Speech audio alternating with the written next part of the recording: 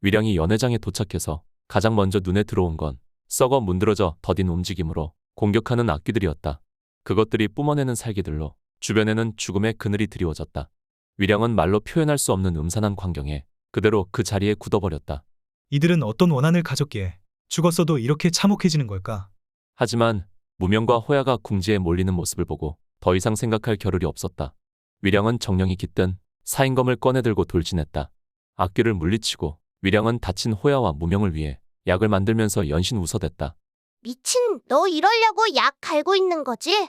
이 약은 우리가 아니라 너 같은 미친놈한테 쓰려고 그렇게 쉽게 내뱉는 게 아니었는데 네가 나타나 우릴 구할 줄 어떻게 알았겠어? 호야가 무명에게 말하는 마지막 인사를 위량이 엿듣고 말았다.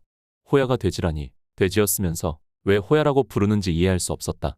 나중에 물어보리라 생각하고 참으려는데 자기도 모르게 웃음이 나왔다. 웃음을 참느라 눈에는 눈물이 그렁그렁 맺혔다. 무명은 그런 위량을 보며 덩달아 미소를 짓고 있었다.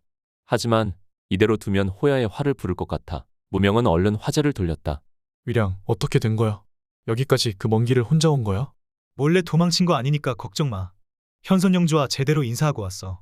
하물며 듬직한 내가 간다니까. 믿음직하다며 얼마나 기뻐하시던지. 그동안 현선영주는 널 정말 많이 걱정했거든. 현선영주는 아버지가 돌아가시고 나서 자신을 자식처럼 소중히 여겼다. 단순히 아버지의 부탁 때문이라고 보기에는 마음이 진중했다. 그가 앞으로 겪게 될 외로움을 걱정했던 것 같았다. 구해줘서 정말 고마워. 조금만 늦었어도 큰일 날 뻔했어. 그런데 어떻게 찾았어? 이곳은 여러 혼령이 머무를 수 있어서 상자를 위해서 쉽게 찾을 수 없도록 만들었거든. 위량은 서두르다 보니 거기까지 미처 생각을 못했기에 속으로 아차 싶었다. 일월성심과의 거래를 말할 수 없었기에 위량은 자기도 모르게 엉뚱한 말이 나왔다. 난 이제 너와 호야의 생명의 은인이 된 거네. 호야, 생명의 은인이 배가 고픈데 뭐 먹을 게 없어? 인간은 죽을 때도 배가 고프다더니 어이없지만 내가 한 일이 기특하니 오늘은 특별히 내가 구해다 줄게. 호야가 자리를 비우고 위량은 무명의 상처에 약을 바르면서 그의 시선이 느껴질 때마다 자연스럽게 긴장이 되었다. 무명이 궁금해할 질문에 적절한 대답을 아직 찾지 못했기 때문이었다. 위량, 너 스스로를 지킬 줄 알아야 한다는 내가 예전에 했던 말 기억해? 물론 기억한다. 무명이 무슨 말을 이어할지 짐작이 되어 위량은 대답 대신 그에게 등을 돌린 채 일어났다.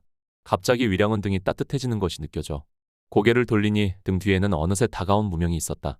날 구해줘서 고마워. 하지만 그것 때문에 내가 위험해진다면 난 아마도 참을 수 없을 거야. 제 속마음을 드러낸 적 없는데도 무명은 그를 꿰뚫어보고 있었다. 위량은 생각하면 생각할수록 무명은 자기가 바라던 사람임을 새삼 느낄 수 있었다. 그만큼 무명을 필요로 하는 자들은 많았다. 반면에 무명은 뭔가 말을 하려다 머뭇거리는 위량을 보고 겁이 났다. 그는 혼령을 무서워하지 않으니 사람도 무서워한 적이 없었다. 하지만 위량을 만나고 나서 사람이 귀신보다 더 무섭다고 생각했다. 나쁘거나 악한 사람들은 언제나 예상 가능한 행동을 했다. 항상 자신에게 유리하고 이득이 되는 선택을 한다. 하지만 착하고 선한 사람들은 종잡을 수 없었다. 그들은 다른 일을 위해서 자신을 희생하는 것을 아무렇지 않게 생각한다. 그래서 위량이 무서웠다.